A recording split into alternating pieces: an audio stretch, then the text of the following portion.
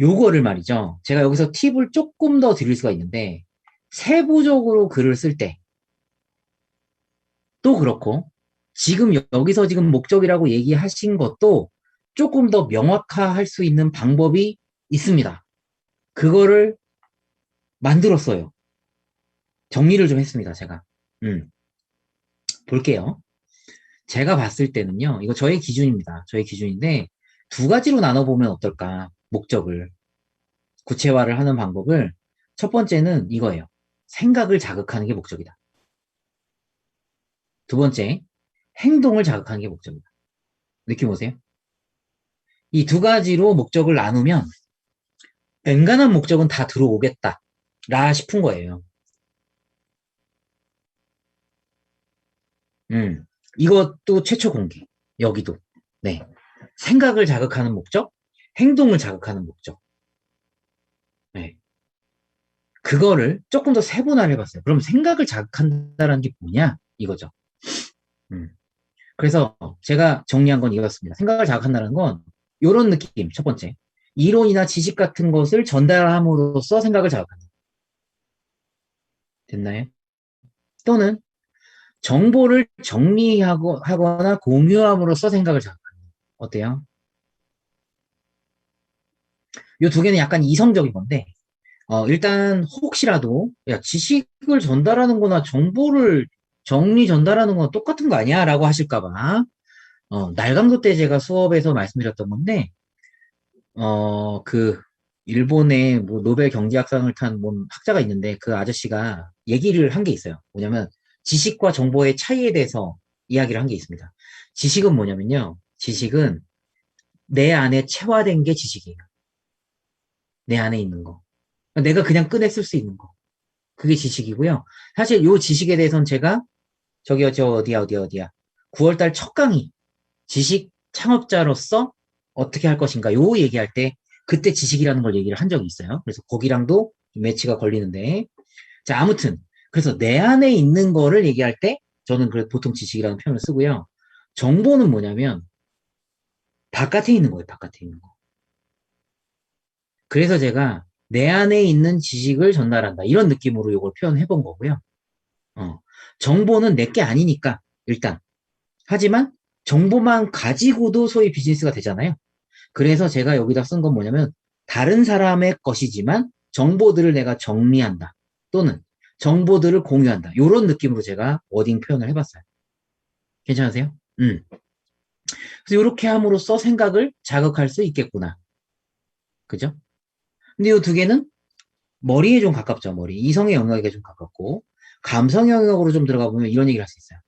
재미를 줌으로써 뭔가 흥미를 준다. 아니면 감동을 준다. 이럼으로써 생각을 자극할 수 있겠구나. 또는 비슷한 이야기이긴 하지만 뭔가 느낌을 주거나 성찰하게 한다. 이런 느낌은 어떨까요? 느낌인데 느낌이네. 음, 어떠세요?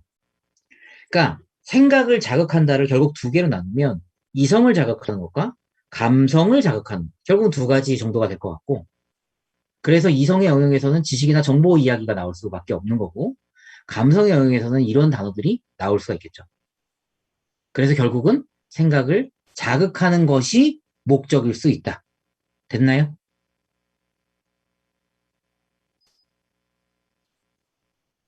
오케이. 자, 그 다음에 두 번째 행동을 자극한다는 사실 말은 별거 없어요. 그냥 행동을 자극하는 거라서. 다만 제가 일부러 조금 나눠본 건 뭐냐면 행동을 촉구하는 것과 실질적으로 바로 유발하는, 그러니까 어떤 단계 같은 느낌 있잖아요. 뭔가 꿈틀꿈틀꿈틀 움직이게 하는 이런 거를 제가 그냥 촉구라는 단어를 한번 써봤고요. 야, 이런 거 하면 좀 어떨 것 같아? 뭐 이런 느낌? 약간 좀 가벼운 느낌?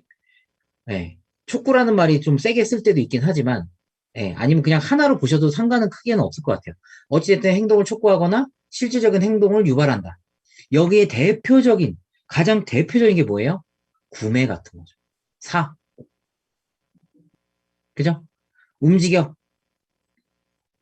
생각이, 생각을 자극했으면, 그 다음에 뭔가 행동을 해. 근데 그 행동 안에 우리가 매일마다 얘기하는 그 비즈니스, 우리 집에, 우리 가게에 와. 또는 나한테 상담 받아. 우리 프로젝트 같이 하자.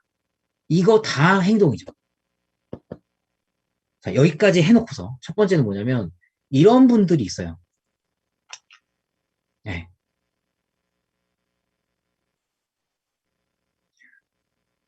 지금 이제 저희 수업에서는 아마 이제는 이런 분은 없겠다 싶지만, 그러니까 있잖아요. 분명히 나만의 이야기를 하는 글이 있기는 합니다.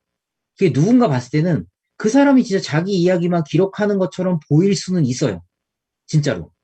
그런데 근데도 불구하고 나는 이랬고 저랬고 그랬다 라고만 얘기하는데도 빨려드는 글이 있어요. 이해되시나요? 독백처럼 뭐 얘기하고 순수하게 내 생각만 얘기하는데도 빨려드는 글 같은 게 있어요. 딱 보면 나도 그런 것 같은데. 예를 들면 이런 글이 있어요. 근데 이런 글들은 결국은 저는 의도했다라고 봅니다. 보라고. 그렇죠. 그걸 뒤집어서 얘기하면 정말로 그냥 정말 자기가 그런 거 있잖아요.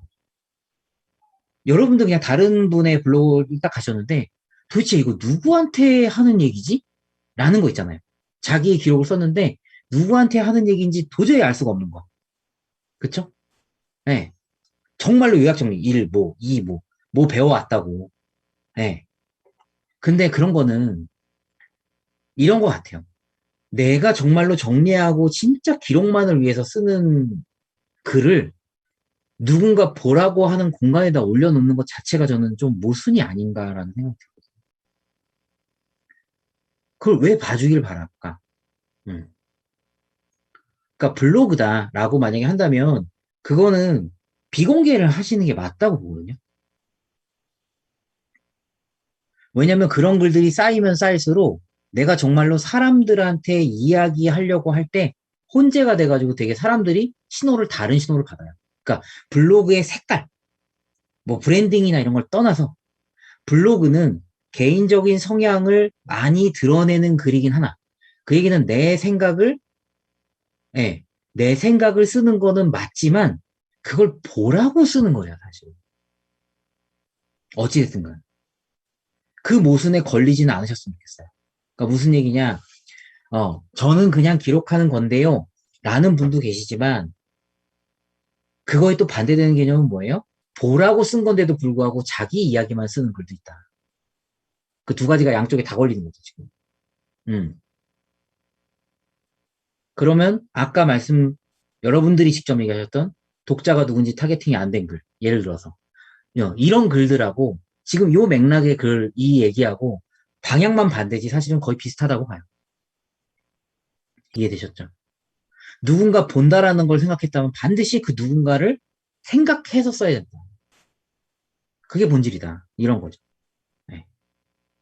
다만 블로그나 인스타나 뭐 예를 들어서 페이스북이나 이런 것들은 그런 어떤 그 공간의 크기, 그다음에 올릴 수 있는 사진의 어떤 이 구도라든지 이런 것들 때문에 그리고 연결되는 그 포인트. 예를 들어서 페이스북이나 이런 거는 연락처를 중심으로 뭐 연결이 되는데 블로그는 그런 게 아니잖아요. 그런 거에 따라서 내가 누구한테 어떤 말을 하는지나 이런 것들이 다 규정이 되기 때문에 그래서 그런 성격이 좀 달라 보이지만 예, 결국은 정도의 차이만 있지 누가 보라고 쓰는 거 맞다. 이건 거죠. 그래서 그 모순에는 걸리지 않았으면 좋겠다. 이게 첫 번째 얘기예요. 됐나요? 보는 사람을 염두에서 써야 되는 건 맞다 이거죠. 아무리 개인적인 글이라도. 오케이. 자, 그 다음에 두 번째. 두 번째는 아무리 내가 지식 전달하는 거라고 하더라도요. 이거는 내가 지식 전달하는 거야. 내가 정보 공유하는 거야. 라는 거 하더라도 그 보는 사람이 내 생각에 동의하지 않으면 의미가 없어요. 이거 무슨 뜻인지 이해 가세요? 동의하지 않는다라는 얘기는 뭐냐면 그냥 나는 내 거를 쓴 거고 사람들은 안 본다는 얘기예요.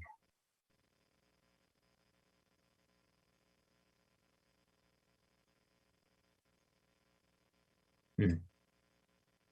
그러니 아무리 지식이고 아무리 정보라고 하더라도 보는 사람을 생각했을 때 이 사람한테 이게 왜 필요한지라든지 이런 것들이 반드시 개연성이 붙어야만 그래야 걔가 지식이나 전달로서의 가치를 갖는 겁니다.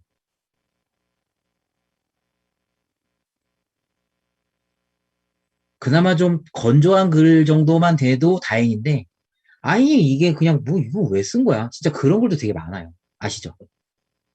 음.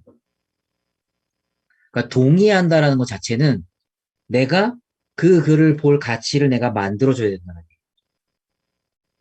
그렇죠. 당연하죠. 그래서 이 부분을 꼭 염두해서 아까 목적들하고 결부해서 봐야 된다. 이 얘기입니다.